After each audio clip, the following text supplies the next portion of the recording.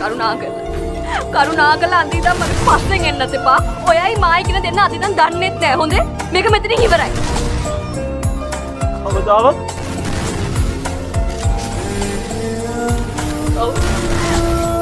ඔයා කවදාවත් මගේ ඇස් දෙක ඉස්සරහට එන්න එපා. ආදරේ මතකේ තියා සමුදුරෙන් ඈතට වුණා හිත පුරා දුක් වේදනා මාදවා